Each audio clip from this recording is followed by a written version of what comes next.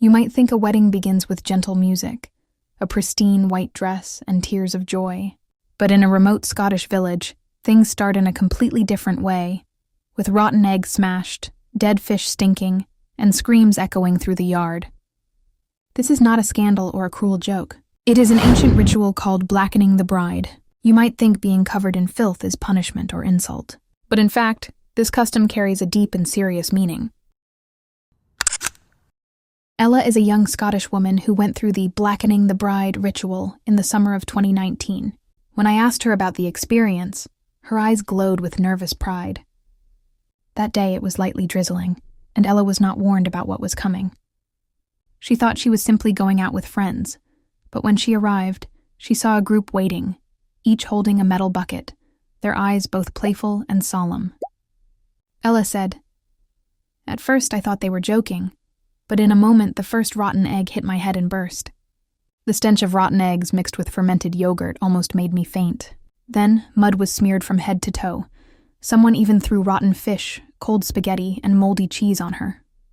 Laughter and screams echoed, creating a chaotic yet strangely warm atmosphere. Ella shared that in that moment, she felt fear and joy, fear of filth and humiliation, but joy because she realized she was becoming part of a tradition, a community bonded through generations. When the ritual ended, everyone hugged her, and she knew she was no longer an outsider. She was accepted and recognized as an official member of the community. Blackening the Bride originates from northwest Scotland, dating back to the 16th or 17th century, when marriage was seen as a union of families and communities, not just two individuals. In traditional society, marriage was not only a romantic affair, but a serious social commitment. The community needed a way to test and accept the newcomer. The custom of blackening the bride arose as a test of endurance and patience for the woman before entering the challenging life of marriage. The bride being pelted with rotten eggs, mud, and other filth was not meant to humiliate her, but to make her understand that marriage isn't always beautiful or romantic. It comes with hardships and trials. This tradition is also a way for the community to welcome and accept the new bride, an initiation that demands strength and resilience. There's no official rulebook for blackening. Each village, group, and family has its own way of doing it. Some perform the ritual just a day before the wedding. Others start a month ahead. Some only throw mud, while others use whatever they can find, such as fermented herring, moldy bread, ketchup and chili sauce, even animal innards. The bride is usually paraded around the village in this ruined state so everyone can see, laugh, and remember. Sometimes the groom is not spared either. Some couples even hold duels. Whoever endures better gets to decide which movie to watch on their honeymoon. Though humorous, this ritual is serious. It is both a game and a solemn test.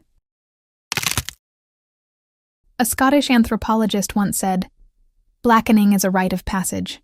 It strips away beauty to reveal the true human beneath, then rebuilds from there." In psychology, people truly connect when they share shame.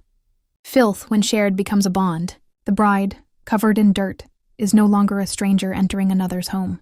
She has endured the same humiliation as the women before her, who stood there, who cried and laughed alike. Therefore, she becomes part of the community. In the age of TikTok and YouTube, videos of blackening suddenly went viral, but not everyone understands its meaning. Some call it cruel, demeaning to women. Others laugh. "This looks fun. Should try it in the US."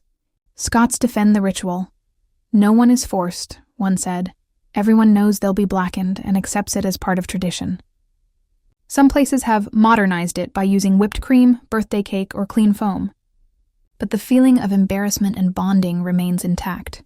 When you see a bride covered in mud and yogurt, you might laugh. You might feel disgusted. Or you might see a symbol of courage. In a world where people hide their flaws, blackening is the opposite. The bride is soiled, yes, but she stands tall, head held high, and smiles. Because she knows, beneath the mud, beneath the shame, is acceptance, love, and readiness. And maybe marriage has never been about being pretty, but about courage. To be seen at your worst, and still be loved.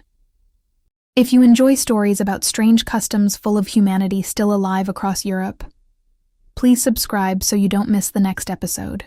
Next week, we'll visit England to uncover the cursed chair. Whoever sits on it will die. Would you dare?